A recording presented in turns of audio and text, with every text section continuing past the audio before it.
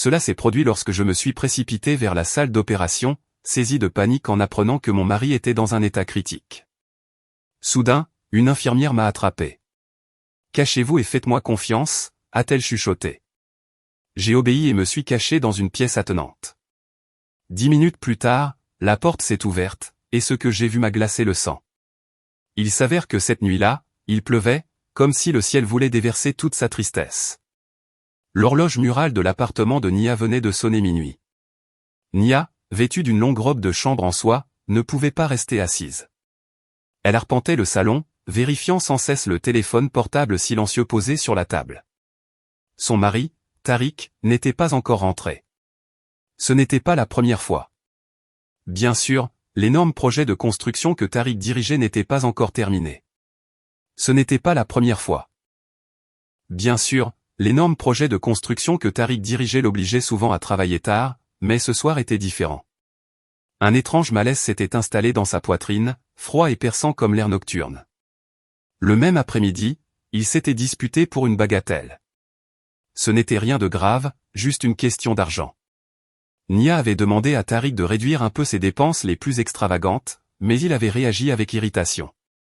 Il a dit qu'elle ne comprenait pas la pression de son travail. Normalement, lors d'une nuit comme celle-ci, Tariq aurait envoyé un SMS. Encore sur le chantier. Circulation dense. Ne m'attends pas. Mais ce soir, son téléphone est resté silencieux.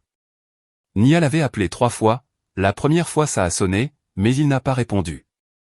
La deuxième et la troisième fois, ça a directement basculé sur la messagerie vocale.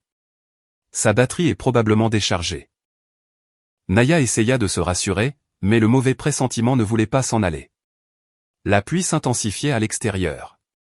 Son bruit ressemblait au battement incessant d'un tambour de guerre. Nia s'approcha de la fenêtre et tira les rideaux. La rue en contrebas était mouillée et scintillante, vide.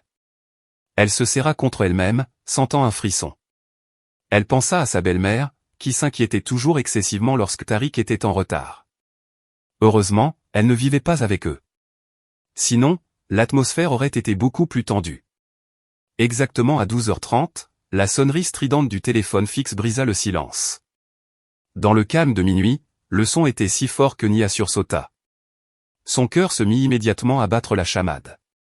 Le téléphone de la maison ne sonnait presque jamais. D'une main tremblante, elle décrocha le combiné. « Allô ?» Sa voix semblait étranglée. « Est-ce que je parle à Madame Nia, l'épouse de M ?» Tariq, dit une voix à l'autre bout du fil, monotone, professionnelle et terriblement froide. « Oui, c'est moi. »« Est-ce qu'il est arrivé quelque chose à mon mari ?» demanda Nia, serrant le récepteur fort. « Madame, veuillez garder votre calme. Votre mari, Monsieur Tariq, a été victime d'un grave accident de la route sur l'Interstate 85. Une ambulance vient de l'emmener au Atlanta General Medical Center. Son état est critique. Il l'emmène au bloc opératoire pour une opération d'urgence en ce moment même. » Le monde de Naya sembla s'arrêter. Le récepteur lui semblait glissant dans sa main. Critique. Opération. Ces mots s'échappèrent comme un murmure. Oui, madame. Le directeur de notre hôpital, le docteur Alistair Vaughan, va diriger l'opération. Il serait préférable que vous veniez à l'hôpital immédiatement. La voix continua, mais Naya l'entendait à peine. Docteur Alistair Vaughan. Nia connaissait ce nom. Le docteur Vaughan était le médecin de famille en qui Tariq avait confiance. Tariq le respectait énormément. Cela lui procura un léger réconfort, mais le mot critique continuait de résonner dans sa tête. Oui, oui, j'arrive tout de suite. Nia raccrocha sans attendre de réponse. Pendant quelques secondes, elle resta là, paralysée. Ses jambes étaient faibles. Non, ce n'était pas possible. C'est un cauchemar. Son mari, Tariq, l'homme noir fort qui semblait toujours invincible, maintenant dans un état critique. Son cerveau ordonna à son corps de bouger, mais il refusa. Puis une décharge d'adrénaline la traversa. Elle attrapa un long manteau suspendu près de la porte. Elle ne se souciait pas de son apparence. Elle ne s'est même pas changée de sa robe de soie. Clé de voiture, portefeuille, c'est tout ce à quoi elle pouvait penser. Elle sortit de l'appartement en courant et prit l'ascenseur, se sentant complètement vide. La pluie lui gifla les joues froides dès qu'elle sortit du hall. Nia courut vers sa voiture dans le parking. Ses mains tremblaient tellement qu'elle eut du mal à insérer la clé dans le contact. Au troisième essai, le moteur rugit enfin. Elle appuya sur l'accélérateur sans attendre qu'il chauffe. Le trajet jusqu'à Atlanta General prenait habituellement 30 minutes, mais cette nuit-là, sous la pluie torrentielle et aveuglée par la panique, la route lui sembla une éternité. Elle conduisait comme une folle, les larmes se mêlant à l'eau sur le pare-brise, brouillant sa vision. Les essuie-glaces fonctionnaient frénétiquement, mais pas assez vite pour dégager le torrent d'eau et de larmes. Ses pensées sautaient d'un côté à l'autre, l'image de Tariq riant au dîner la semaine dernière. L'image de Tariq en colère pendant leur dispute cet après-midi. La culpabilité la poignarda. Pourquoi s'était-il mis en colère à cause de l'argent? Et si c'était leur dernière conversation? Seigneur, sauve-le. S'il te plaît, sauve mon mari. Nia répétait sans cesse dans une prière. Ses lèvres tremblaient. Elle ne se souciait plus de griller les feux rouges ou de dépasser dangereusement les autres voitures. Tout ce qu'elle voulait, c'était arriver. Arriver et voir Tariq et confirmer que le mot critique avait été une erreur. Finalement, l'imposant bâtiment blanc d'Atlanta General apparut devant ses yeux. Elle gara la voiture au hasard dans la zone d'urgence, ignorant les cris d'un agent de sécurité. Elle courut dans le hall des urgences, essoufflée, ses vêtements trempés de pluie et de larmes. Mon mari, Tariq. Un accident de la route? Cria-t-elle à l'infirmière du bureau d'information. L'infirmière consulta son ordinateur. Tariq, oui, ils l'ont emmené au 4e étage, à l'aile chirurgicale. Prenez cet ascenseur et tournez à gauche, salle d'opération 3. Merci. Nia ne perdit pas une seconde. Elle appuya impatiemment sur le bouton de l'ascenseur. L'attente lui parut éternelle. Elle décida de monter en courant l'escalier de secours. Elle gravit les 4 étages sans s'arrêter, son cœur sur le point d'exploser. Elle atteignit le 4e étage. Le couloir était silencieux, stérile et sentait cette odeur pénétrante de désinfectant qu'elle avait toujours détestée dans les hôpitaux. Le couloir était long et sombre, éclairé uniquement par des néons blancs. Tournant à gauche, elle le vit au bout du couloir. Double porte en acier. Au-dessus d'elle, un feu rouge brillait à côté de mots qui lui glaçaient le sang. Salle d'opération 3. En cours. Tariq était là, se battant entre la vie et la mort. Nia se remit à courir, les larmes montant une fois de plus. Elle devait entrer. Elle devait le voir. Elle tendit la main, tremblant violemment, prête à pousser cette porte d'acier froide. La main de Nia n'était qu'à quelques centimètres de la surface d'acier froide. Elle pouvait sentir la fraîcheur de la climatisation émanant de l'autre côté. Elle prit une profonde inspiration, se préparant à faire irruption. Elle était prête à affronter n'importe quoi juste pour être aux côtés de Tariq. Au moment où ses doigts effleuraient le métal, une main ferme attrapa son bras sur le côté. N'en faites rien. Nia laissa échapper un petit cri et se retourna, surprise. Une jeune infirmière la regardait avec des yeux effrayés. L'infirmière portait une blouse bleue impeccable. Son masque chirurgical était suspendu autour de son cou. Son visage était pâle, mais ses yeux brûlaient d'une urgence terrifiante. Son badge d'identification indiquait « Ayana, infirmière ». Vous êtes la femme de Tarek, n'est-ce pas? L'infirmière chuchota rapidement, sa voix basse et désespérée. Nia hocha la tête, saisie de panique, essayant de se libérer de l'emprise de l'infirmière. Oui, mon mari est là. Je dois entrer. Lâchez-moi. Non. L'infirmière Ayana la serra plus fort, l'éloignant de la porte du bloc opératoire. Vous ne pouvez pas entrer. Ils ne doivent pas savoir que vous êtes ici. C'est très important. Nia fronça les sourcils. Pendant un moment, la confusion l'emporta sur la panique. Qu'est-ce que vous voulez dire? Qui sont-ils? Mon mari est dans un état critique. Écoutez-moi, madame. Les yeux d'Ayana se fixèrent sur ceux de Nia, la suppliant. Je sais que ça va paraître fou, mais ce n'est pas une opération de sauvetage.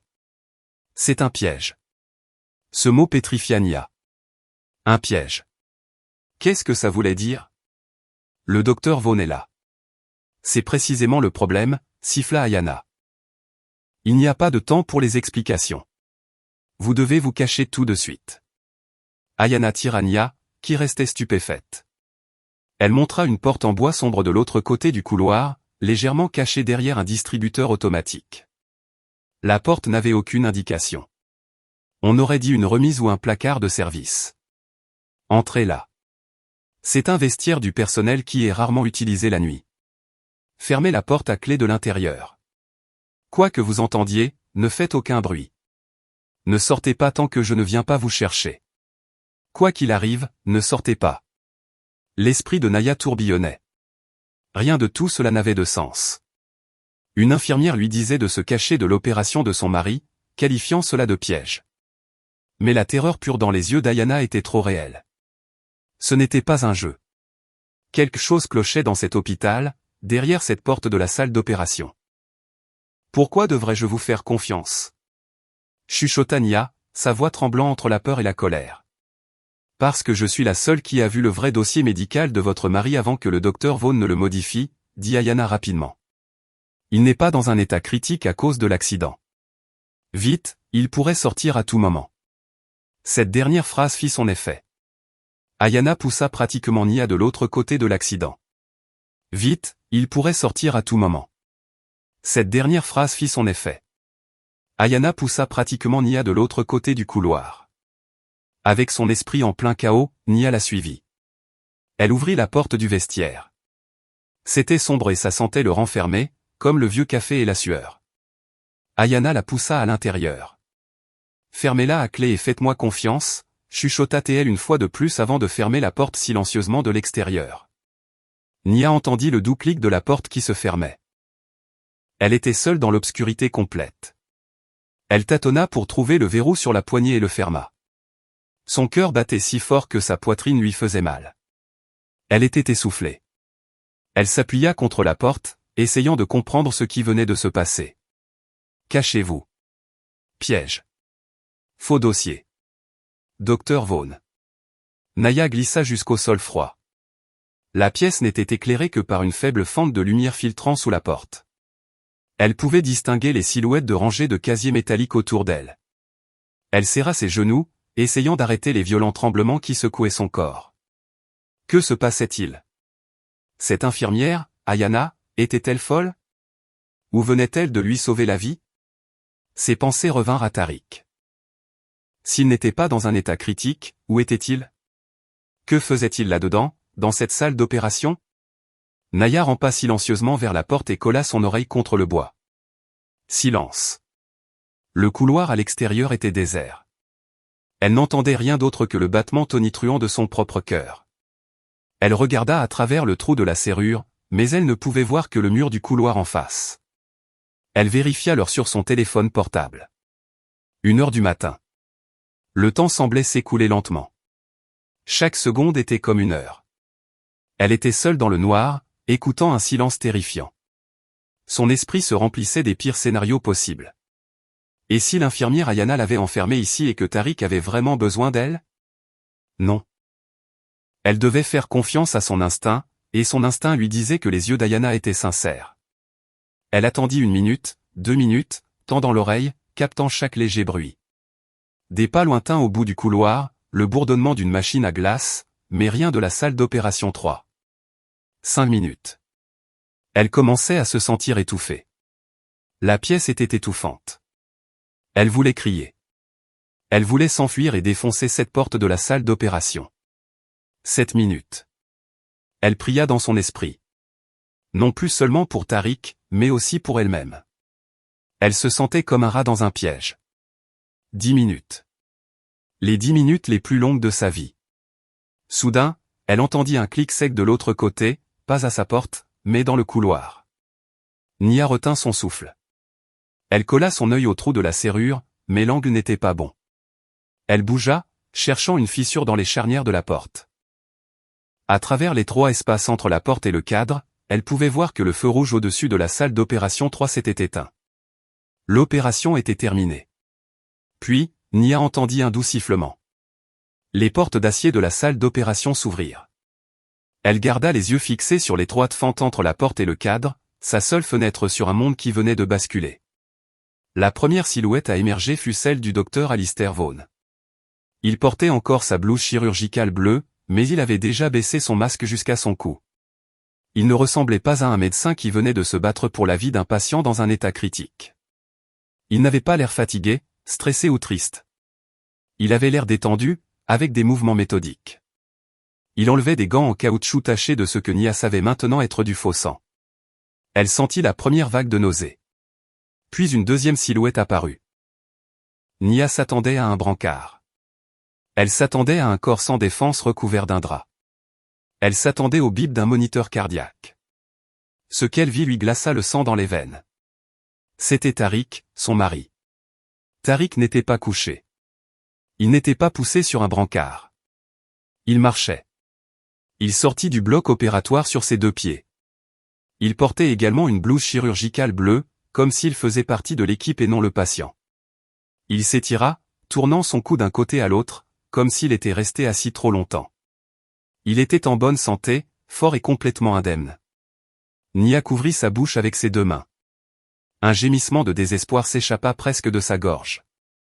C'était impossible. C'était une hallucination. Cela devait être l'effet du choc et de la panique. Et puis une troisième personne sortit. Une femme. Elle était grande, mince, avec de longues tresses qui lui descendaient dans le dos, et sous sa blouse de médecin, elle portait une élégante robe de soirée. Nia la reconnut instantanément.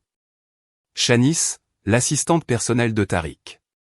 Celle qui la regardait toujours avec dédain lors des événements de l'entreprise. Tariq avait toujours dit à Nia que sa jalousie était infondée. En fait, Nia n'était pas aveugle. Elle avait simplement été naïve. Le plan a parfaitement fonctionné. La voix de Tarek résonna clairement dans le couloir silencieux. Elle était profonde et calme, sans le moindre tremblement de douleur. Nia eut l'impression d'avoir reçu un coup de poing dans l'estomac. Le docteur Vaughn gloussa en jetant les gants dans une poubelle à déchets biologiques. Bien sûr que ça a marché. Le personnel des urgences est de mon côté. Le faux rapport d'accident est dans le système. La fausse ambulance a fait son travail. Officiellement, en ce moment, Monsieur Tariq a subi une grave hémorragie interne. Je meurs d'envie de voir le visage de Nia, dit Janice d'une voix qui ressemblait au sifflement d'un serpent. Elle tendit à Tariq une bouteille d'eau. Je parie qu'elle est en chemin, pleurant toutes les larmes de son corps, saisie de panique. Pauvre idiote. Tariq rit. Il rit. Ce rire qui rassurait toujours Nia ressemblait maintenant à celui d'un démon. Elle sera complètement dévastée. Elle est tellement stupide. Nia mordit dans la paume de sa main. La douleur physique n'était rien comparée à la douleur dans son cœur. Non seulement ils l'avaient trahie, mais ils se moquaient d'elle. Ils avaient fait d'elle la chute de leur plan macabre. L'important, c'est que lorsqu'elle arrive, intervint le docteur Vaughn, son ton redevenant sérieux. Nous devons jouer nos rôles, Tariq. Vous devez aller dans la salle de réveil. Vite, allongez-vous. Nous allons brancher la perfusion et les moniteurs. Vous devez avoir l'air faible mais stable. Posto. Je sais, dit Tariq en levant les yeux au ciel. Je suis faible, mais grâce à ce grand médecin, j'ai survécu. Je rencontrerai Nia dans la salle d'attente, continua le docteur Vaughn. Je vais lui donner les bonnes et les mauvaises nouvelles. L'opération a été un succès. L'hémorragie s'est arrêtée, mais... Il fit une pause dramatique. Mais, demanda Shanice, les yeux brillants d'anticipation. Mais, dit le docteur Vaughn, un léger sourire se dessinant sur ses lèvres, je lui dirai que pendant l'opération, nous avons trouvé autre chose, un caillot de sang très dangereux près du foie. Je lui dirai que j'ai besoin de sa signature pour une deuxième procédure demain matin, une procédure de nettoyage interne très urgente et à haut risque. Bien sûr, ajouta Tarek avec un sourire malicieux. Exactement, acquiesça le docteur Vaughn. Une procédure avec un très haut risque de complications avec l'anesthésie. Si quelque chose devait lui arriver sur la table d'opération, ce serait dommage, mais nous aurions fait tout notre possible. Nia comprit enfin. Tout se mit en place. La cible n'était pas Tariq. L'accident n'était pas réel. Tout était un stratagème. Un stratagème pour elle. Son esprit remonta 3 semaines en arrière. Tariq était rentré à la maison avec une pile de papiers pour une nouvelle police d'assurance vie d'une valeur de millions de dollars. Nia lui demanda pourquoi ils en avaient besoin d'une nouvelle. Il a dit que c'était pour assurer leur retraite, leur avenir. Nia se souvint avoir plaisanté, pourquoi c'est moi qui suis assuré? Ce devrait être toi vu la dangerosité de ton travail sur les chantiers. Tariq a simplement ri et a dit, ça fait partie d'un plan d'investissement, bébé. Tu n'as qu'à signer. Et Nia, confiante comme toujours, signa. Elle venait de signer son propre arrêt de mort, et la dispute de cet après-midi n'avait pas porté sur les dépenses. Nia s'était plainte que la prime pour la nouvelle assurance était trop chère. Elle avait demandé à Tariq de l'annuler. Pas étonnant qu'il se soit mis tellement en colère. Nia, sans le savoir, ruinait son plan d'assassinat. Et quand elle ne se réveillera pas de la table d'opération, la voix de Tariq la tira de ses pensées horrifiantes. Le versement de l'assurance est de millions de dollars. Pouvons-nous quitter ce pays et commencer une nouvelle vie en Suisse? Janice rit et s'accrocha au bras de Tariq. J'ai déjà réservé les billets pour Zurich. Les trois, son mari, sa maîtresse et son médecin de famille. Les trois avaient planifié son meurtre dans les moindres détails dans l'endroit qui devrait être le plus sûr au monde, un hôpital. Le sang de Nia n'était plus glacé. Il commença à bouillir. La peur qui l'avait paralysé se transformait lentement en quelque chose d'autre, quelque chose de froid, de dur et de tranchant, la fureur. Elle les regarda tous les trois marcher calmement dans le couloir, s'éloignant de la salle d'opération. Ils ont probablement tourné au coin de l'ascenseur vers la salle de réveil. Le bruit de leurs pas s'estompa. Le couloir redevint silencieux. Naya s'appuya contre la porte, son corps tremblant violemment, mais ce n'était plus de peur. Elle tremblait de rage pure. Elle était piégée seule dans un vestiaire sombre et étouffant alors que ses meurtriers étaient au même étage, attendant qu'elle tombe dans leur piège. Elle devait sortir de là. Mais comment? Soudain, elle entendit un bruit à sa porte, pas dans le couloir, un doux clic. Quelqu'un insérait une clé de l'extérieur. Nia se figea. Son cœur s'arrêta. Savait-il qu'elle était là? Janice, Tariq, le docteur Vaughn s'était-il rendu compte que quelqu'un écoutait? Était-il revenu pour elle? La poignée de porte tourna lentement. La porte s'ouvrit avec un léger grincement. Un rayon de lumière du couloir perça l'obscurité, aveuglant Naya. Une petite silhouette en blouse bleue entra rapidement. Madame Naya? Chuchota TL.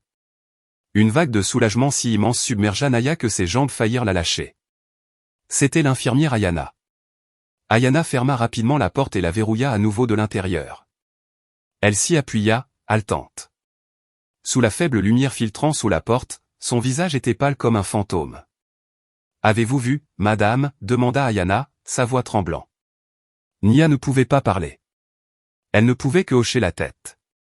Des larmes de rage et de trahison coulèrent finalement sur ses joues. « Avez-vous entendu leur conversation ?» insista Ayana. Nia hocha à nouveau la tête. « Tout, chuchota-t-elle d'une voix rauque. L'assurance, la fausse opération, le plan qu'ils ont pour moi demain. » Ayana ferma les yeux un instant, comme si elle ressentait la douleur avec elle. Que Dieu ait pitié, je le soupçonnais. Mais de l'entendre. Pourquoi? Pourquoi m'aidez-vous? Demanda Nia, regardant la jeune infirmière noire. Vous risquez tout. Ayana s'assit par terre à côté de Nia et prit une profonde inspiration. Je me méfie du docteur Vaughn depuis longtemps, depuis que j'étais une infirmière débutante en administration chirurgicale. Nia écouta, s'accrochant au bras d'Ayana comme s'il était le seul point d'ancrage dans son monde nouvellement brisé. Ce n'est pas un médecin, dit Ayana tranquillement, en regardant les casiers en face. C'est un boucher. Sa spécialité, ce sont les accidents. Sur la table d'opération, il recherche des patients riches avec de grosses polices d'assurance ou des patients âgés sans famille. Il programme une chirurgie simple. Ensuite, pendant l'opération, il y a des complications. Une réaction fatale à l'anesthésie, des saignements inattendus, quelque chose qui ne peut jamais être prouvé comme une négligence médicale. Le patient meurt, continua Ayana, sa voix se durcissant. Le versement est effectué, et d'une manière ou d'une autre, le docteur Vaughn reçoit toujours un don généreux pour ses recherches quelques semaines plus tard. C'est un être humain méprisable. Mais comment avez-vous su pour Tariq? À propos de moi, demanda Naya. J'étais de service au service de chirurgie ce soir, expliqua Ayana. J'ai vu l'opération d'urgence programmée au nom de Tariq. Le code était traumatisme abdominal contondant. Mais il y avait quelque chose de bizarre. Il n'y avait pas de données de sauvegarde des urgences. Habituellement, les données d'un patient en urgence sont saisies automatiquement. C'était vide. C'était comme si ce patient était apparu de nulle part devant la salle d'opération. Un frisson parcourut l'échine de Nia. Par curiosité, continua Ayana, j'ai utilisé mon accès pour vérifier les journaux du système. J'ai vu que le docteur Vaughn lui-même avait saisi les données manuellement depuis son ordinateur, ce qui est très inhabituel pour un chirurgien aussi prestigieux. J'ai donc fait quelque chose d'imprudent. Je connaissais le code d'accès à son bureau. Il y a 1 heure, pendant qu'il se préparait pour l'opération, je me suis faufilé à l'intérieur.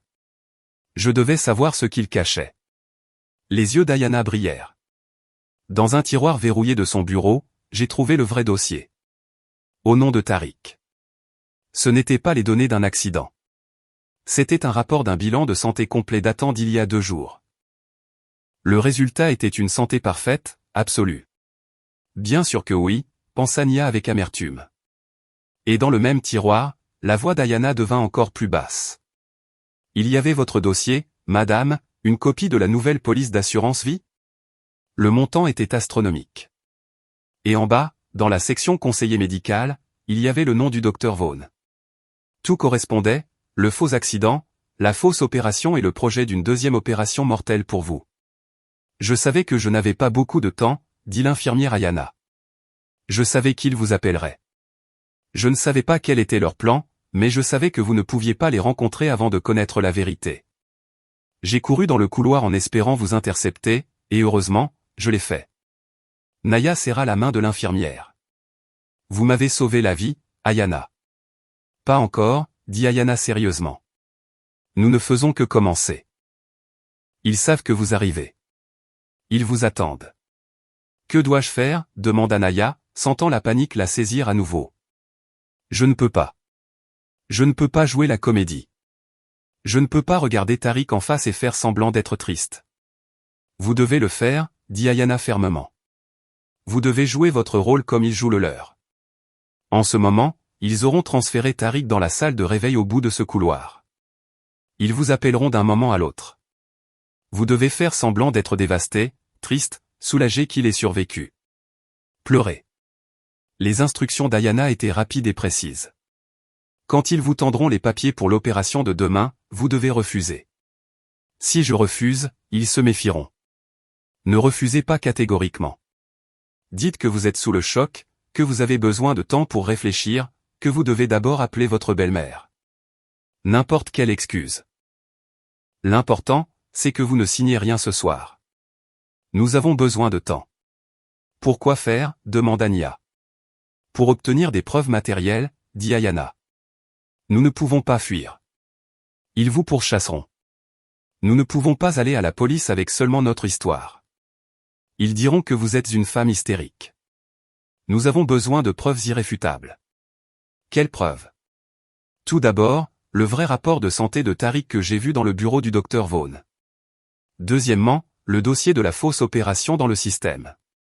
Et troisièmement, les enregistrements des caméras de sécurité. Les yeux de Naya s'écarquillèrent. Des caméras de sécurité? Oui, je suis sûr que Tariq n'est pas arrivé à cet hôpital en ambulance, dit Ayana. Il est venu par ses propres moyens.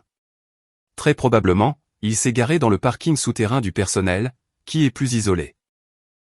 Si nous pouvons obtenir les images des caméras de sécurité de ce soir où il entre calmement dans l'hôpital, nous détruirons tout son alibi d'accident. Le bureau du docteur Vaughn est au sous-sol, dit Naya, son cerveau commençant à fonctionner. Correct. À côté de la salle des archives et de la salle des serveurs des caméras, confirma l'infirmière Ayana. C'est son antre. L'infirmière Ayana sortit une carte blanche de sa poche. C'est une carte d'accès principale de rechange. Je l'ai subtilisée à la réception plus tôt, mais il y a un problème. Le couloir du sous-sol est surveillé par des caméras, et le docteur Vaughn les surveille souvent lui-même depuis son ordinateur. Nia regarda la carte dans la main d'Ayana. Elle semblait peser 1 tonne. Je vais créer une diversion, dit Ayana. Je vais déclencher l'alarme incendie dans un étage supérieur. Cela occupera tous les agents de sécurité. Est-ce que cela me donnera du temps, demanda Nia, son cœur battant la chamade. Vous devez vous faufiler au sous-sol, dit Ayana, en regardant Nia directement dans les yeux. Entrez dans le bureau du docteur Vaughn et trouvez le vrai dossier de Tariq, puis allez dans la salle des serveurs. Récupérez les enregistrements des dernières heures. Si vous avez un câble de données, vous pouvez les transférer sur votre téléphone. Nia fouilla les poches de sa robe. Elle avait son téléphone, mais pas de câble. Utilisez ceci, dit Ayana, en décrochant une petite clé USB du porte-clés de son uniforme. Branchez-la sur le serveur et copiez les données. Vite.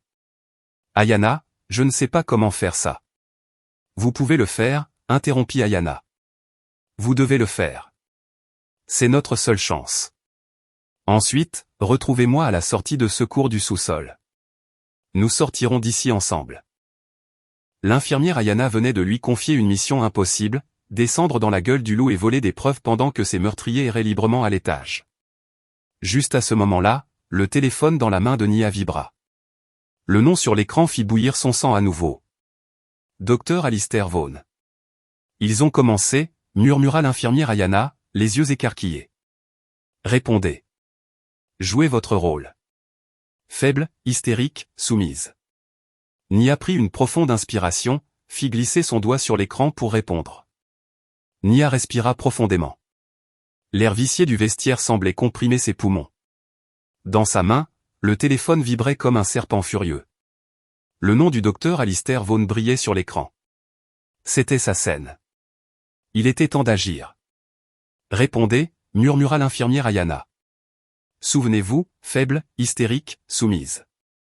Nia fit glisser l'icône verte et porta le téléphone à son oreille. Elle rassembla toute la douleur et la trahison qu'elle venait de ressentir et la canalisa dans une voix pleine de peur, forçant un sanglot convaincant. Oui, docteur? Madame Naya, Dieu merci. La voix du docteur Vaughn à l'autre bout du fil était si chaleureuse, si affectueuse, si pleine de compassion que Nia eut envie de vomir. Où êtes-vous? Nous vous attendions. Je dois vous parler. Je viens d'arriver. Tariq, mon mari. Comment va-t-il, docteur? Sanglota Nia, jouant parfaitement son rôle. Il y eut une pause dramatique. C'est un homme fort, Madame Nia. L'opération a été très difficile. Nous avons failli le perdre. L'hémorragie était très importante. Nia ferma les yeux, imaginant Tariq sortant du bloc opératoire, en si bonne santé. Mon équipe et moi avons réussi à arrêter l'hémorragie. Il est encore très faible, mais le plus dur est passé. Il est dans la salle de réveil près de la zone chirurgicale au 4e étage. Oh, Dieu merci! Dieu merci! Cria Nia à nouveau, feignant cette fois un soulagement. Vous pouvez le voir maintenant, mais il y a une autre question dont nous devons discuter immédiatement concernant les prochaines étapes. Le ton du docteur Vaughn devint sérieux. Retrouvez-moi dans la salle de réveil 2. Oui, docteur. J'arrive tout de suite. Naya raccrocha, regarda l'infirmière Ayana avec un visage durci. C'est le moment, dit Naya. Souvenez-vous, dit Ayana, saisissant Nia par les épaules. Ils vous présenteront les papiers. Ne signez pas trouver n'importe quelle excuse. Dites que vous êtes sous le choc, que vous devez appeler votre famille, puis sortez de là. Je m'occuperai de la diversion. Descendez au sous-sol par l'ascenseur de service au bout du couloir, près de l'escalier de secours. Je vous attendrai à la sortie du sous-sol. Apportez les preuves. Nia hocha la tête. Elle ouvrit silencieusement la porte du vestiaire. Le couloir était calme. Elle prit une profonde inspiration une fois de plus et sortit. Elle ne marchait plus comme la Nia terrifiée. Elle marchait comme une Nia à la chasse, mais à l'extérieur, une femme dévastée.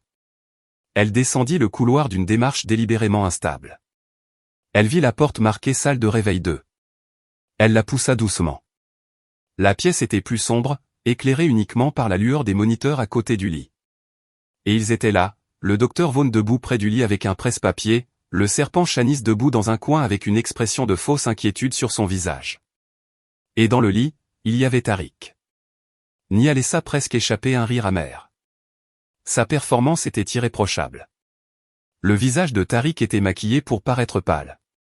Une perfusion, dont Nia était sûre qu'elle ne contenait que du sérum physiologique, était connectée au dos de sa main. Un moniteur ECG à côté de lui émettait un bip régulier et convaincant, bip, bip, bip. Les yeux de Tariq étaient fermés. Sa poitrine se soulevait et s'abaissait avec une respiration contrôlée pour paraître faible. Tariq, oh chéri.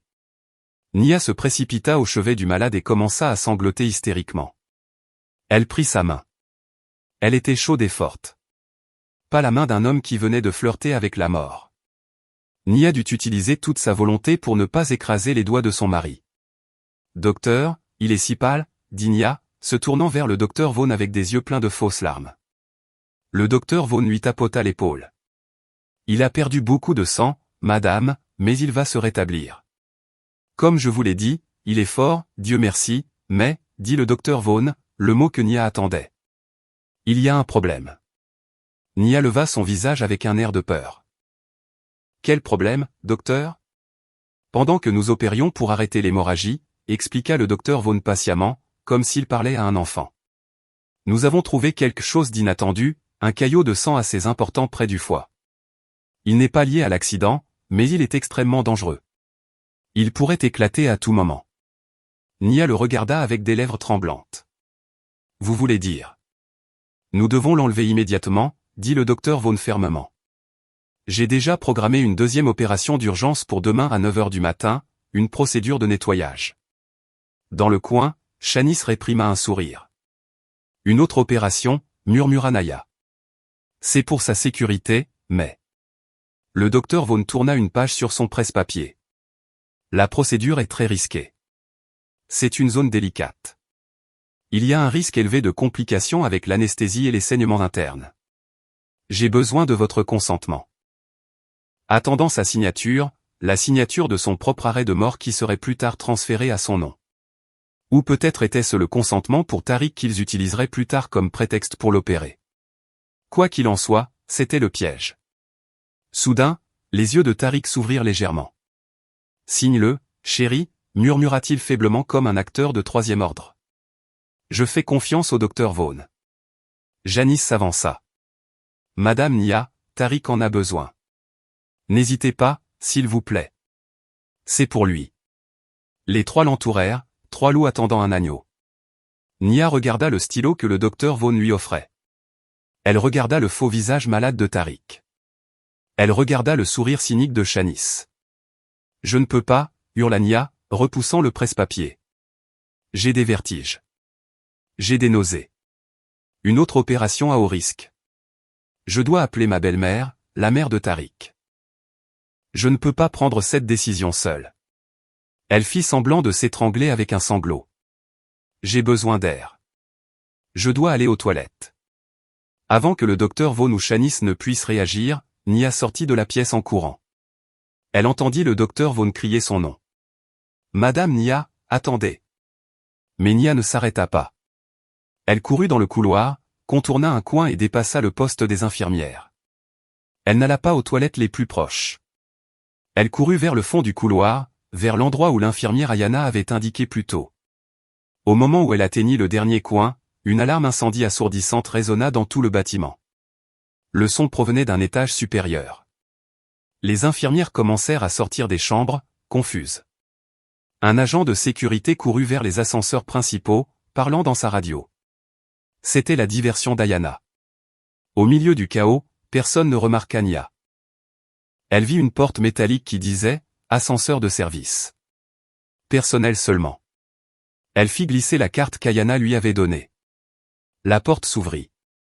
Nia entra dans l'étroite cabine métallique qui sentait l'huile. Elle appuya sur le bouton B pour le sous-sol. Les portes de l'ascenseur se fermèrent, étouffant le son chaotique de l'alarme. Seule dans l'ascenseur qui descendait, Nia s'appuya contre le mur, son cœur battant à 1000 à l'heure. Elle avait gagné la première manche, mais maintenant elle descendait dans la gueule du loup. L'ascenseur de service s'arrêta avec un léger digne. Les portes s'ouvrirent. La vue devant elle contrastait fortement avec l'étage chirurgical propre et bien éclairé. Le sous-sol de l'hôpital était sombre, froid et sentait l'humidité. De grands tuyaux couraient le long du plafond bas, certains laissant tomber de l'eau sur le sol en béton fissuré. Le son de l'alarme incendie provenant d'en haut était un écho lointain et étouffé. Nia sortit avec la carte d'Ayana, serrée dans sa main. Elle était seule dans un silence effrayant. Elle suivit les panneaux à peine visibles sur les murs. Archives, maintenance, salle des serveurs. Au bout du couloir, dans une zone un peu mieux éclairée, elle les vit. 2 portes, côte à côte. L'une disait « Dr Alistair Vaughan, chef du service de chirurgie ». L'autre était une lourde porte métallique qui disait « Salle des serveurs, accès restreint ». C'était son antre. Nia décida d'aller d'abord au bureau du Dr Vaughan pour le rapport médical de Tariq. Elle fit glisser la carte. La lourde porte en bois s'ouvrit sans bruit. Elle se glissa à l'intérieur. Le bureau était étonnamment luxueux. Des tapis épais, un immense bureau en acajou et d'imposantes bibliothèques. Ça sentait le café cher et le cuir. L'argent des fautes professionnelles devait être bon. Nia courut vers le bureau. Les tiroirs étaient verrouillés. Zut, elle n'avait pas le temps de les forcer. Son regard se porta sur les étagères. Parmi les épais ouvrages médicaux se trouvaient des rangées de classeurs. Elle lut les étiquettes. Programme de recherche. Patient. Elle sortit celui pour les patients. Pas là. Elle en sortit un autre. Projets spéciaux. Et à l'intérieur, elle le trouva. Un mince dossier sans grand tampon rouge disait « Conditions physiques optimales ». À côté se trouvait un autre dossier plus épais. Nia l'ouvrit. C'étaient des rapports financiers. Un dernier avis d'une banque, une déclaration de faillite pour une dette de plusieurs millions de dollars au nom de la société de construction de Tariq. Voici la preuve matérielle et le motif. Naya sortit son téléphone. Ses mains tremblaient tellement qu'elle pouvait à peine ouvrir l'application de l'appareil photo. Elle photographia chaque page, une par une. La page de l'examen médical, le tampon optimal et les dettes bancaires. Terminé. Elle remit les dossiers à leur place. Maintenant, les caméras. Elle quitta le bureau, fermant la porte furtivement. Elle se dirigea vers la porte métallique de la salle des serveurs, fit glisser la carte. La porte s'ouvrit. Une bouffée d'air froid et un fort bourdonnement l'accueillirent. La pièce était pleine de bails de serveurs, avec des lumières vertes et jaunes clignotantes. Elle localisa une pile de moniteurs et d'enregistreurs vidéo dans un coin. Elle lut les étiquettes. Hall, couloir, 4e étage, urgence, et enfin, parking souterrain du personnel. Bingo. Elle sortit la clé USB qu'Ayana lui avait donnée et l'inséra dans un port USB de l'enregistreur. Une barre de progression apparut sur le petit écran du moniteur. Copie en cours. Le cœur de Nia battait au rythme du pourcentage qui montait lentement. 10%. 20%. Elle vit l'enregistrement en temps réel du parking. Il était désert. 30%. 40%. S'il vous plaît, dépêchez-vous. 50%. 60%. Soudain, elle entendit un bruit. Pas à l'intérieur de la salle des serveurs, mais à l'extérieur, dans le couloir du sous-sol. Des pas, 2 personnes marchant vite. Le cœur de Nia s'arrêta. L'alarme incendie avait dû être désactivée. Il la cherchait, 70%, 80%. Les pas se rapprochèrent, s'arrêtèrent juste devant. Elle n'a pas pu aller loin, entendit-elle la voix claire du Dr Vaughan. Vous vérifiez mon bureau. Je vais vérifier la salle des serveurs. Nia paniqua. Elle regarda l'écran. 95%. 98%. La poignée de la salle des serveurs commença à tourner. 99%. Copie terminée. Nia arracha la clé USB. Au moment où la porte de la salle des serveurs s'ouvrit, Nia se retourna brusquement, son corps heurtant une baie de serveur derrière elle. Dans l'encadrement de la porte se tenait le Dr Vaughan, les yeux brûlants de rage. Derrière lui, Shani souriait triomphalement. « Tu me cherchais, Nia » ricana Shani d'une voix douce mais mortelle. « C'était un bon jeu, Madame Naya » dit le Dr Vaughan en entrant dans la pièce. Il regarda l'enregistreur vidéo puis la clé USB dans la main de Naya. Se cacher dans le vestiaire, simuler une crise d'hystérie, courir au sous-sol. Pensiez-vous vraiment que nous étions si stupides ? Et l'infirmière Ayana, murmura Nia. Cette petite fouineuse, gloussa le Dr Vaughan. Nous nous sommes déjà occupés d'elle. Elle n'ennuiera plus personne. L'estomac de Nia se tordit d'horreur. Que avait-il fait à Ayana ? Tu pensais être intelligente, hein, dit Shanice, s'avançant et arrachant le téléphone des mains de Nia. Elle regarda la galerie de photos. Ah, nos preuves. Que c'est adorable. Elle supprima les photos une par une devant les yeux de Nia. Tariq, l'argent, tout est supprimé. Mais j'ai ça, cria Nia, en brandissant la clé USB. Les images de Tariq entrant. Vous ne pouvez pas supprimer ça. Le docteur Vaughn sourit. C'était le sourire le plus froid que Nia ait jamais vu. Vraiment? Regarde de près ce que tu as copié. Nia était confuse.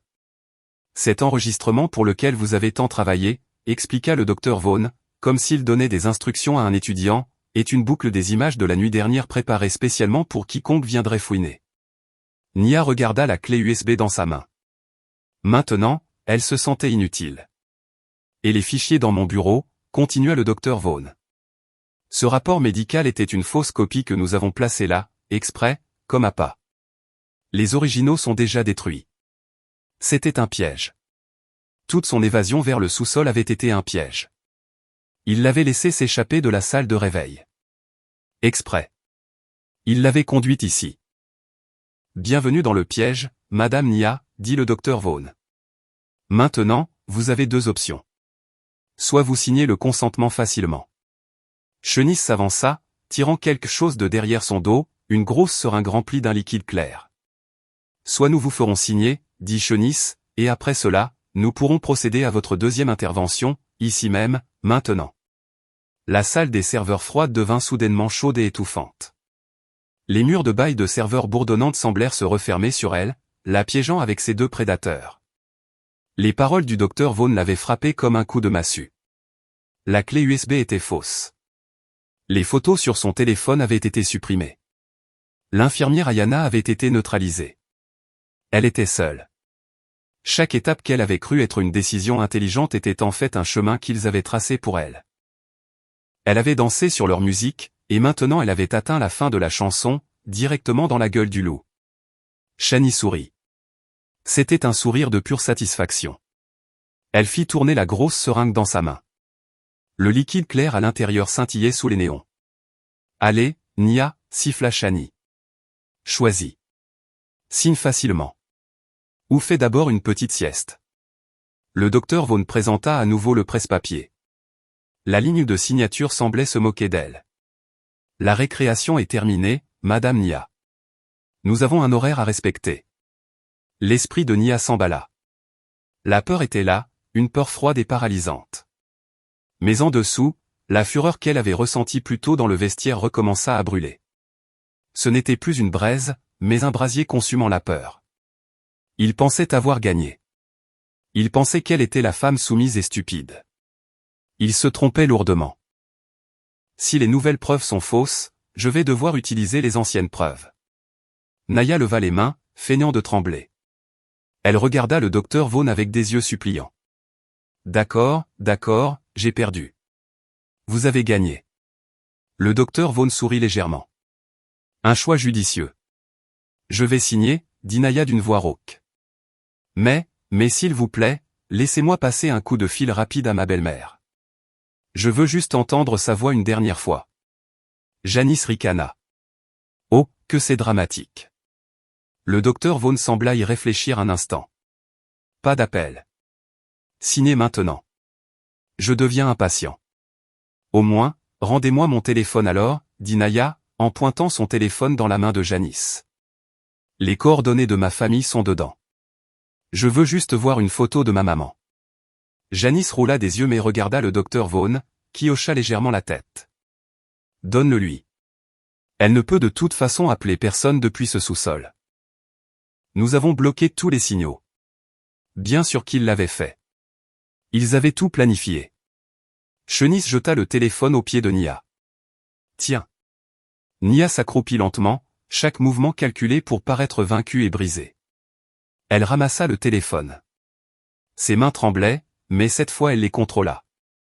Son cœur battait la chamade, non pas de peur, mais d'adrénaline. Elle tint le téléphone en regardant l'écran noir. Merci, chuchota-t-elle.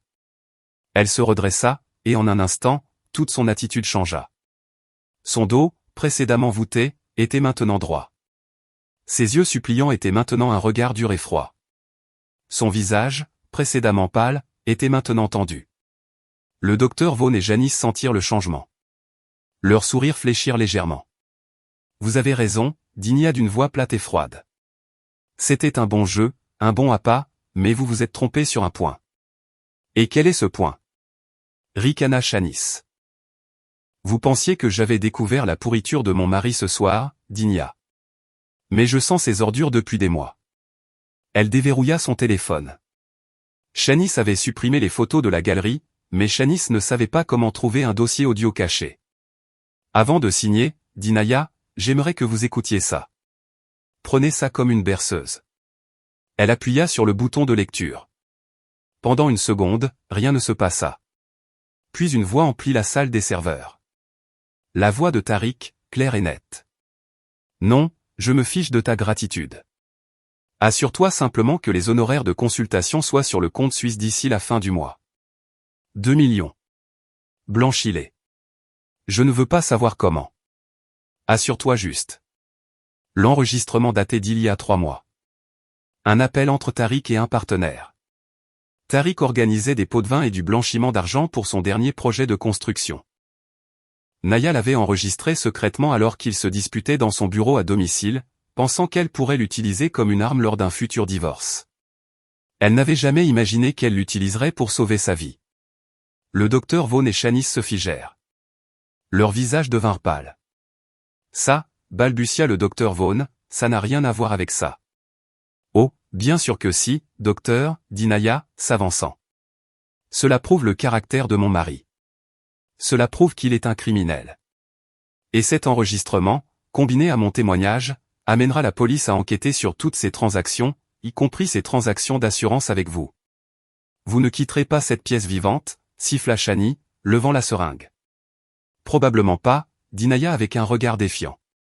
Mais ce téléphone, elle tint le téléphone haut, enregistre toute notre conversation dans cette pièce depuis le moment où vous êtes entré. C'était un bluff. Le signal était vraiment coupé. Il ne pouvait rien transmettre. Mais il ne le savait pas. Et cet enregistrement, continua Naya, élevant la voix, est connecté au cloud.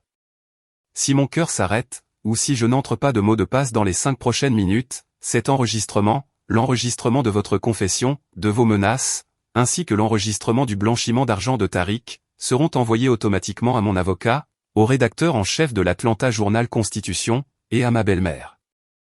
Les yeux du docteur Vaughn s'écarquillèrent de terreur. Le bluff avait fonctionné. Il y avait cru. Arrêtez-la, cria le docteur Vaughn, saisi de panique. Janice, injecte-lui maintenant. Janice sortit de sa stupeur, cria et se jeta sur Nia avec la seringue pointée comme un poignard. Nia recula, heurtant les baies de serveur froide. Il n'y avait nulle part où courir. Elle leva les mains pour protéger son visage, se préparant à la piqûre de l'aiguille. Arrêtez. Une nouvelle voix résonna dans l'espace souterrain. Une voix pleine de fureur et d'autorité. La porte de la salle des serveurs que le docteur Vaughn avait fermée s'ouvrit brusquement. Dans l'encadrement de la porte se tenait Tariq. Il portait toujours sa fausse blouse. Son visage était rouge de colère. Ses yeux brûlaient. Il ne ressemblait pas à un patient faible. Il ressemblait à un roi qui venait de découvrir que ses subordonnés l'avaient trahi. « Qu'est-ce que tu fous ici ?» rugit Tariq, sa voix résonnant. Le plan était la salle de réveil, pas le sous-sol. Il s'arrêta net, observant la scène devant lui. Un docteur Vaughn paniqué, une Shani figée avec une seringue à la main, et Nia debout devant un serveur tenant son téléphone comme une arme. Tariq regarda Nia, et la fureur sur son visage se transforma lentement en surprise, puis en un masque froid de haine. Il comprit enfin. Sa femme savait tout. Une impasse. 4 personnes dans la salle des serveurs bourdonnante. Les 3 prédateurs se regardèrent maintenant avec suspicion. Leur proie était au centre, tenant la carte la plus importante. Tariq entra. Ses yeux ne quittèrent jamais Nia. Alors, dit-il d'une voix dangereusement basse, tu savais. Je savais tout, Tariq, répondit Nia, sa voix tout aussi froide. La fausse opération, l'assurance, ton plan pour me tuer demain sur la table d'opération. Tariq se tourna brusquement vers le docteur Vaughn. Tu as dit qu'elle ne saurait rien. Tu as dit que tu t'étais occupé de l'infirmière Ayana. Elle nous a tendu un piège, balbutia le docteur Vaughn, pointant Naya. Elle a simulé la crise d'hystérie, et elle a un enregistrement, un ancien enregistrement de toi au sujet de tes affaires. Le visage de Tariq se durcit. Quel enregistrement? Repasse-le, Naya. Repasse-le, Nia, se força-t-elle mentalement. Elle devait les monter les uns contre les autres. Nia appuya à nouveau sur le bouton de lecture. La voix de Tariq, ordonnant le blanchiment de 2 millions de dollars, remplit à nouveau la pièce. Tariq ferma les yeux. Il connaissait cet enregistrement. Il savait exactement quand il avait eu lieu, mais il n'avait aucune idée que Nia l'avait enregistré. Toi, siffla Tariq en regardant Nia. C'était donc ça ton plan. Me piéger avec ça. Ce n'est que le début, dit Nia. Elle devait continuer à appuyer. Ça ne prouve que ton caractère, mais ça. Elle tint le téléphone à nouveau. C'est la preuve de tes crimes de ce soir. Qu'est-ce que tu veux dire? Demanda Tariq. Ce téléphone, Naya répéta son bluff, a enregistré chaque mot dans cette pièce. La confession du docteur Vaughn sur le fait de s'être occupé d'Ayana, les menaces de Shanice de m'injecter, et maintenant tu es là confirmant le plan. Shanice et le docteur Vaughn firent un pas en arrière, mais Tariq rit, un rire sec et terrible. Tu me prends pour un idiot, Nia? C'est un sous-sol. Pas de signal, pas de cloud, pas d'avocat. Rien n'a été envoyé. Tariq se rapprocha. Quoi qu'il y ait sur ce téléphone, ça sera détruit ici même avec toi. Le cœur de Naya se serra. Elle savait que son bluff avait échoué. Tariq la connaissait trop bien. Donne-moi ce téléphone, ordonna Tariq, tendant la main. Non, murmura Naya. Donne-le-moi. Tariq se jeta. Il fut plus rapide que Naya ne l'avait prévu. Sa main se referma sur son poignet, le tordant brutalement. Naya cria de douleur. Le téléphone glissa de sa main, glissant sur le sol en béton. L'écran se fissura. Tariq sourit, levant son pied pour l'écraser. Game over, chérie. Trop tard. Une nouvelle voix, forte et confiante, vint de la porte. Tout le monde se tourna. Dans l'encadrement de la porte se tenait l'infirmière Ayana. Elle était indemne. Elle n'avait pas été neutralisée. Elle se tenait droite, le visage plein d'une juste indignation. Et elle n'était pas seule. Derrière elle se trouvaient 2 agents de sécurité d'hôpital corpulents au visage sévère. Les yeux de Tariq s'écarquillèrent. Le docteur Vaughn recula. Non. Impossible. Pensiez-vous vraiment que j'étais si stupide, docteur, dit Ayana, entrant dans la pièce. Pensiez-vous que j'enverrais madame Nia seule dans votre antre? Quoi? De quoi parlez-vous? Balbutia le docteur Vaughn. L'alarme incendie plus tôt, expliqua Ayana, n'était pas une diversion pour les gardes. C'était une diversion pour vous. Pendant que vous étiez occupés à chasser Nia, ces messieurs et moi, elle pointa les gardes, sommes allés à la salle de contrôle centrale. Nous avons désactivé la fausse boucle sur ce serveur. Nous avons pris le contrôle. Ayana pointa une caméra de sécurité dans le coin du plafond de la salle des serveurs. Sa petite lumière rouge clignotait. Il enregistrait chaque mot que vous avez dit dans cette pièce, dit Ayana. Chaque menace, chaque confession a été enregistrée en temps réel par le chef de la sécurité de l'hôpital. Tariq, le docteur Vaughn et Shanice regardèrent cette caméra avec horreur. Ils étaient piégés, complètement piégés. Et cette clé USB, ajouta Naya, pointant la clé toujours sur la table de l'enregistreur. C'était le vrai appât. Un appât pour vous tenir occupé. Naya regarda Tariq. Pendant que vous me chassiez, Ayana a copié les vraies images de votre arrivée. Vous marchant calmement dans le hall du personnel, riant avec Shanice. Nous avons tout sécurisé. Silence.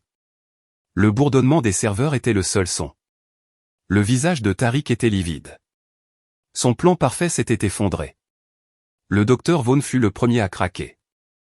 Il savait que sa carrière, sa vie, était terminée. Ses yeux se tournèrent frénétiquement autour de lui. Il vit la seringue que Shanice avait laissée tomber lorsque Tariq était entré. Avec un rugissement désespéré, le docteur Vaughn se jeta dessus. Vous ne m'attraperez pas. Il n'attaqua pas Nia. Il attaqua la seule personne qui avait les preuves techniques, l'infirmière Ayana. Ayana, attention! Cria Nia. Mais Ayana ne bougea pas. Elle l'avait prévu. Alors que le docteur Vaughn se jetait sur elle, Ayana ne recula pas. Elle s'avança, sortant sa propre seringue de la poche de son uniforme. Bien plus petite, mais tout aussi mortelle. Prenez ça, dit Ayana calmement, juste au moment où le docteur Vaughn entra à portée de main, plongeant la seringue directement dans la cuisse épaisse du docteur. C'est un puissant sédatif, dose maximale. Vous connaissez les effets, n'est-ce pas, docteur? Le docteur Vaughn s'arrêta net. Ses yeux s'écarquillèrent de surprise. Il regarda la seringue qui sortait de sa cuisse. Il essaya de la retirer, mais ses mains commencèrent à trembler. Ses jambes cédèrent. Il s'effondra sur le sol comme un sac de pommes de terre. Ses yeux se révulsèrent, inconscient. Shanna cria hystériquement, voyant son complice tomber. Elle perdit complètement son sang-froid. Elle n'attaqua pas. Elle se retourna et essaya de se frayer un chemin à travers les agents de sécurité pour fuir. Mais le deuxième garde l'attrapa facilement par le bras et lui passa les menottes. Seul Tariq resta. Il se tenait là, stupéfait, regardant le docteur Vaughn effondré, le Chinois sanglotant et Naya, qui le regardait avec des yeux intrépides. Une fureur aveugle le submergea. S'il tombait, il emmènerait Naya avec lui. Tout est de ta faute, rugit-il. Il oublia les gardes. Il oublia la caméra. Ses yeux ne voyaient que Naya. Tariq se jeta en avant, les mains prêtes à étrangler sa femme. La pièce explosa dans le chaos. Le cri furieux de Tariq, « Tout est de ta faute », résonna au milieu du bourdonnement des serveurs. Ses yeux étaient injectés de sang, ses pupilles dilatées par l'adrénaline et la haine pure. Il ne voyait plus les agents de sécurité, ni ne se souciait de la caméra qui enregistrait. Sa seule cible était Naya. Il se jeta en avant. Le premier agent de sécurité, qui ne tenait pas Shanice, réagit rapidement. « Monsieur, ne bougez pas », cria-t-il, intervenant pour bloquer Tariq. Mais Tariq, poussé par le désespoir d'un homme qui a tout perdu, eut une force inattendue. Il enfonça son épaule dans la poitrine du garde, faisant trébucher l'homme. Le deuxième garde ne pouvait pas lâcher prise sur le Chinois qui se débattait. En une fraction de seconde, Tariq avait contourné la défense. Il atteignit Nia, étendant les mains. Il n'attrapa pas son cou. Il attrapa brutalement le col de sa robe, tirant fort. La tête de Nia se jeta en avant, et elle laissa échapper un gémissement de douleur. L'autre main de Tariq griffa son épaule, ses ongles déchirant le tissu de son pyjama. « Je vais te tuer », grogna-t-il, le visage à quelques centimètres de celui de Nia. Mais Nia n'était plus la même femme qu'il y a 3 heures. La peur paralysante avait disparu, remplacée par un instinct de survie primordial. Quand Tariq la tira, Nia ne se laissa pas traîner passivement. Elle leva son genou de toutes ses forces, frappant Tariq à l'aine. Il grogna de douleur mais ne lâcha pas prise. Au contraire, il devint encore plus enragé. Il commença à la secouer brutalement. « Lâchez-la », cria Ayana, courant pour aider.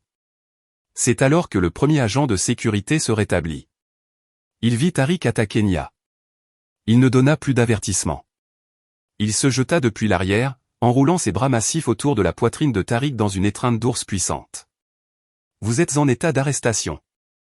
Vous êtes en état d'arrestation. » Le corps de Tariq fut soulevé du sol, mais son emprise sur les vêtements de Nia ne céda pas. Nia fut traînée avec lui, s'étouffant presque. « Lâchez prise. Lâchez prise. » cria Nia, déchirant ses propres vêtements dans une tentative de se libérer de l'emprise de Tariq. Tariq dirigea maintenant sa fureur sur le garde qui le tenait. Il se débattait, donnait des coups de pied et de coudes vers l'arrière. « Lâchez-moi. Elle est à moi. Calmez-vous. Ne résistez pas. » ordonna le garde, essayant de faire tomber Tariq au sol. Mais Tariq était trop sauvage. Il se tordit de toutes ses forces, essayant de se libérer de l'étreinte. C'était un mouvement désespéré, violent et imprudent. La torsion brutale réussit à briser l'emprise du garde, mais elle déséquilibra également Tariq lui-même.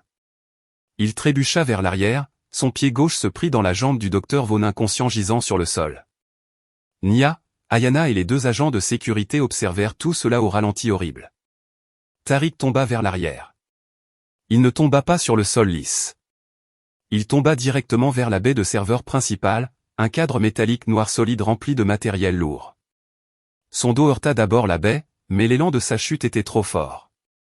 Sa tête se jeta en arrière. La nuque et la base de son crâne heurtèrent le bord d'acier tranchant du cadre du serveur. Le son n'était pas fort. Ce n'était pas tant un bruit qu'un craquement sec. Un craquement horrible comme une branche sèche qui se casse. Silence. Tout son dans la pièce cessa. Shani s'arrêta de crier. Les gardes se figèrent. Le bourdonnement constant des serveurs devint soudainement assourdissant. Tariq ne glissa pas au sol. Il resta suspendu dans une étrange position assise avec son dos contre la baie et sa tête pendante sur le côté à un angle anormal. Ses yeux étaient ouverts, regardant droit devant, regardant Nia. Mais le regard était différent. La fureur brûlante s'était éteinte.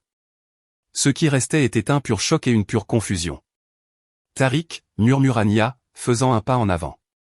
Le garde qui l'avait tenu s'approcha maintenant avec prudence. Monsieur Tariq ? Ambulance. Ambulance au sous-sol. Cria-t-il à son partenaire.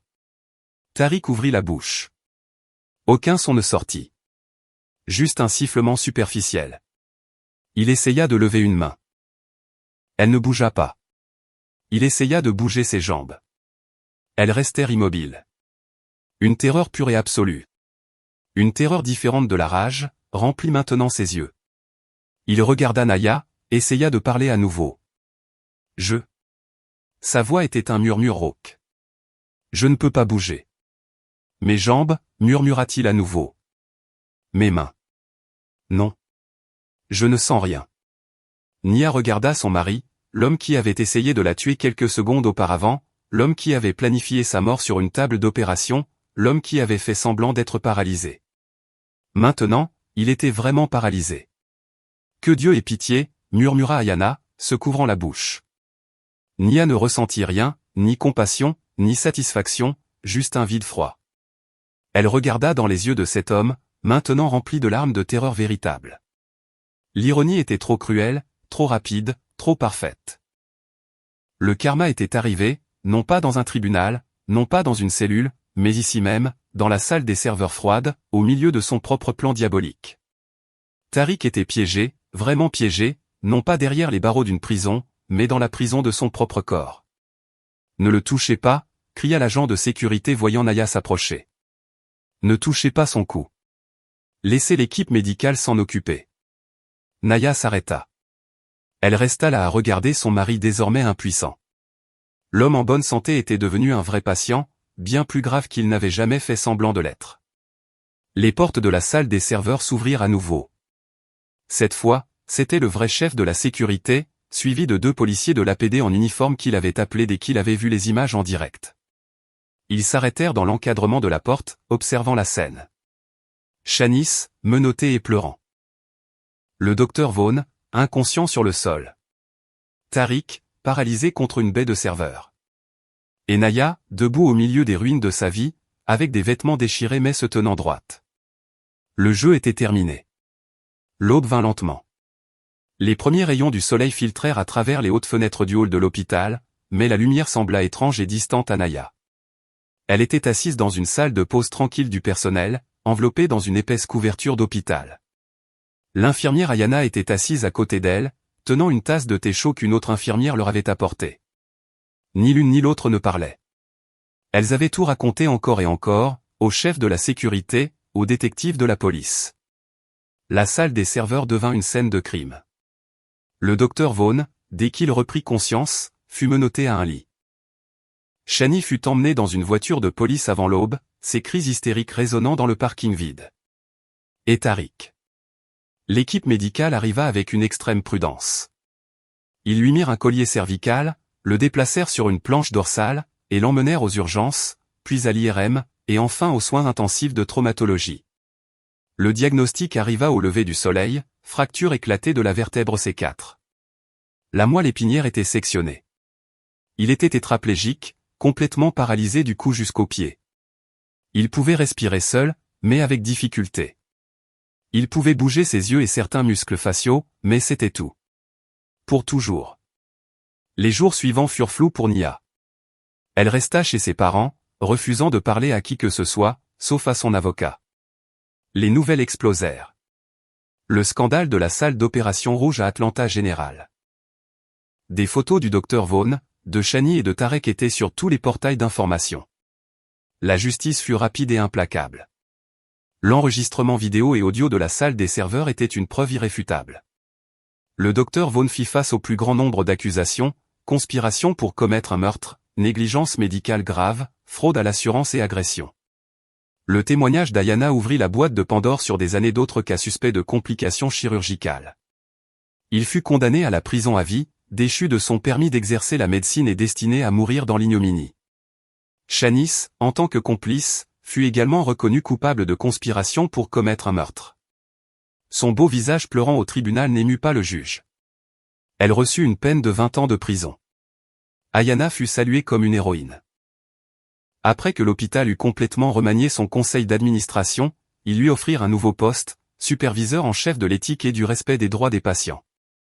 Elle accepta, déterminée à s'assurer que personne comme le docteur Vaughn ne puisse plus jamais opérer, et Naya demanda le divorce le jour même où Tariq fut transféré des soins intensifs. Elle joignit les preuves de la tentative de meurtre et l'ancien enregistrement audio sur le blanchiment d'argent. Le tribunal lui accorda le divorce immédiatement en l'absence du défendeur. Tous les biens furent gelés. La police d'assurance vie fut déclarée nulle et non avenue. La dette de plusieurs millions de dollars que Tariq avait créée restait sa responsabilité, ou plutôt, la responsabilité du fiduciaire désigné par l'État pour gérer ses biens saisis. Nia était libre, financièrement, légalement et émotionnellement. Un mois plus tard, Nia décida qu'elle devait clore ce chapitre pour toujours. Elle rendit visite à Tariq, et ce serait la dernière. Il n'était plus dans un hôpital de luxe. Il était dans un établissement de soins de longue durée, géré par l'État, pour les détenus ayant des besoins médicaux spéciaux. Sa chambre était petite et sentait l'antiseptique et le désespoir. Il était allongé dans un lit spécialisé avec sa tête immobilisée par des supports. Seuls ses yeux bougeaient, fixant le plafond. Une infirmière changeait son sac à cathéter quand Nia entra. Les yeux de Tariq se tournèrent brusquement vers la porte. Il la vit. Nia portait une simple robe bleu clair. Elle avait l'air calme et en bonne santé. Les yeux de Tariq se plissèrent. Une haine pure et impuissante brûlait en eux. Il essaya de parler. Un gargouillis sortit de sa gorge. Il la détestait. Il la blâmait pour tout. Naya se dirigea lentement vers son chevet. Elle resta en silence pendant un moment, regardant l'homme qu'elle avait autrefois aimé, l'homme qui l'avait trahi de la manière la plus vile. Elle ne ressentait ni compassion ni colère, juste la faim. « Je suis venu te dire une chose, » dit Naya doucement. Sa voix était calme et claire dans la pièce silencieuse. Tariq la regarda avec des yeux injectés de sang. « Tu voulais me mettre sur une table d'opération, n'est-ce pas ?» Continua Nia. « Tu voulais que je sois sans défense, dépendant des machines, pour que tu puisses commencer une nouvelle vie. » Tariq siffla à nouveau, plus fort. « Maintenant, » dit Nia, se penchant un peu plus près, « c'est toi qui es piégé dans un lit. C'est toi qui dépends des autres pour tout, pour toujours. N'est-ce pas ironique ?» Nia se redressa. « Profite du reste de ta vie, Tariq. » Elle descendit le couloir, dépassa les gardes, et sortit par la porte principale du centre. Dehors, le soleil brillait de mille feux. L'air du matin était frais. Nia prit une profonde inspiration, sentant la chaleur du soleil sur son visage. Pour la première fois depuis longtemps, elle se sentait libre. Elle descendit les marches et se dirigea vers sa voiture, vers le reste de sa nouvelle vie. Avez-vous aimé l'histoire et de quelle ville l'écoutez-vous? Retrouvons-nous dans les commentaires.